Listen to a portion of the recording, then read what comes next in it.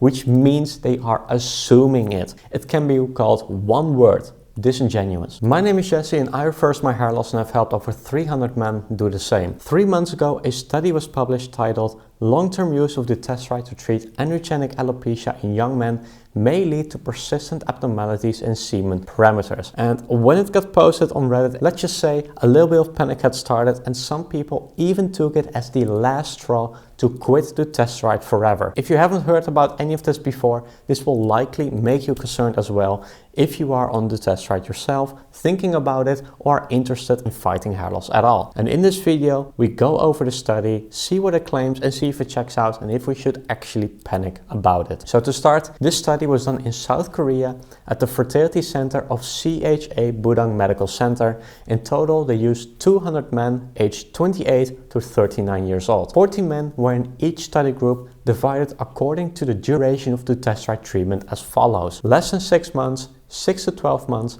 13 to 18 months, 19 to 24 months, and over 25 months. In total, 5 groups. All subjects used dutasteride 0.5 mg per day against androgenic alopecia or genetic hair loss and stopped dutasteride for 6 months. So what did the subjects have to do? Well, the subjects were told this: discontinue dutasteride and adopt strict lifestyle modifications, including minimizing caffeine intake, getting 6 to 8 hours of sleep daily, quitting smoking and alcohol consumption, drinking 2 liters of water per day, and exercising for 1 to 2 hours per day on 2 to 3 days per week. The main idea of the study is to evaluate the long-term effects of dutasteride on male fertility and determine the cutoff treatment duration that causes significant and persistent decreases in semen parameters: semen volume, amount, sperm concentration or density, motility or ability to move, formology, size and shape, vitality, percentage of live sperm found, and DNA fragmentation or damaged DNA. The study says that it showed that continued use of dutasteride longer than 17.8 months significantly decreased sperm parameters, including sperm motility and semen volume. It then also claimed that long-term use of dutasteride equated to persistent damage to sperm parameters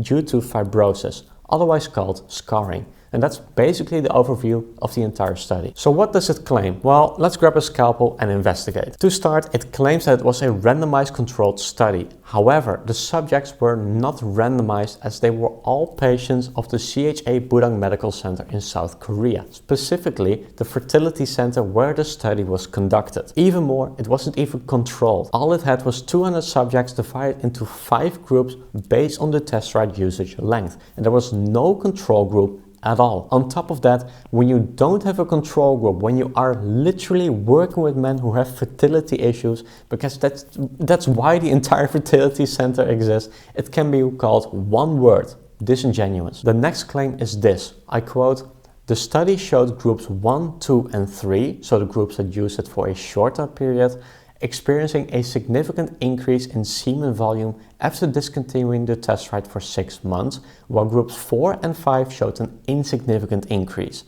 These results suggest that fibrosis of prostate tissue and the associated reduction in semen volume may become extensive and irreversible after a certain duration of dutasteride treatment." Basically, the study is saying that long-term continued dutasteride use causes fibrosis or scarring to the prostate, damaging it permanently. They do this because they point to another study that showed it. I quote: "In an animal study, male rats exposed to dutasteride had fibrotic changes in the prostate and penis compared with unexposed control mice," unquote. And this sounds really scary, but this was only observed in a rat study, and rat studies are simply not that good at indicating human results. In fact, this has never been shown to repeat in humans, so just because it happens in rats doesn't actually mean that much. For example, just with finasteride alone, rats respond differently to it than us humans do. Even more, there was 0 measurement of fibrosis in the prostate done in the study at all,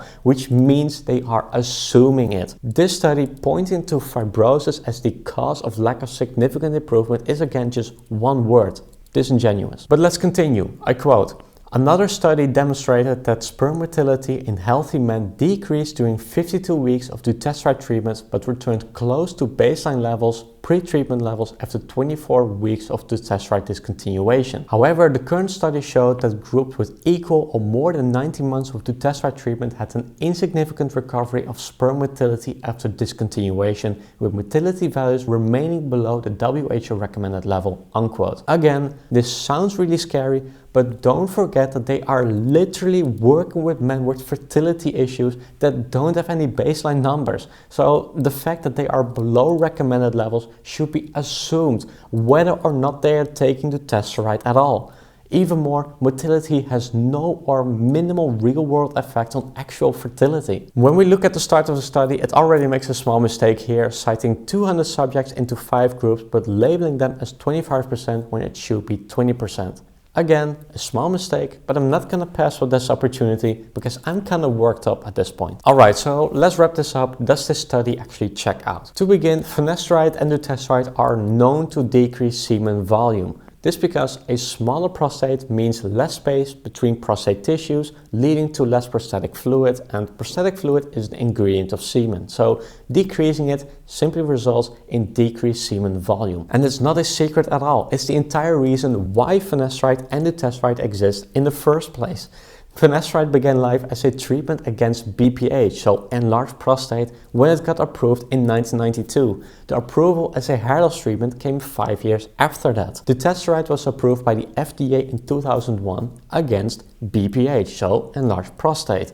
Again, none of this is news at all. Next is the sample size, and 200 honestly isn't that big, and only 6 months of discontinuation is simply not enough to draw a conclusion on the subject, especially with how aggressive the claims are.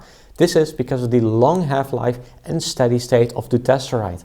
And if you want to do it well, you have to extend the discontinuation to at least 2 years before you can start to make claims about persistent changes or permanent scarring. A smaller but important part, the subjects were only told to change their habits and lifestyle. And I do believe all subjects all stopped dutasteride. But what about the parts of regular exercise and quitting smoking and quitting alcohol? Well, I honestly don't believe this was as strictly followed, and I wish the researchers did more than just telling someone what to do and then wait for 6 months. On top of that, just wanting to measure how stopping dutasteride changes the parameters, but then also giving subjects many other things to change at the same time, it makes it difficult to attribute the changes to dutasteride. It's a really difficult way to do research. So what does this study mean for you? Should you panic and instantly change your routine? Well, honestly, I don't think so. It's because this study is deeply flawed, points to one red study as confirmation for their findings, and uses subjects who already suffer from fertility issues without knowing the baseline, and they don't even use a control group. We know dutasteride also hangs around for a really long time, and I'm willing to bet that group 4 and 5, who used dutasteride the longest and had insignificant improvements from it, simply still had dutasteride in their system despite not taking it for 6 months. But we don't know that because the researchers didn't measure their prostate or DHT, or hell, even hair count for that matter. So in conclusion, using finasteride or dutasteride can make conceiving more difficult, but using it will not destroy your fertility. All you have to remember is that the prostate is one part of sperm production, and you can just quit it to return to your baseline. And with that said, whenever you see a study like this, don't assume the abstract is correct, because this study didn't prove anything at all. If you only followed it based on the abstract, well, I'm sorry, but then you are misled. Anyway, that's the end of this video. Let me know your thoughts in the comments, and I'll see you in the next one.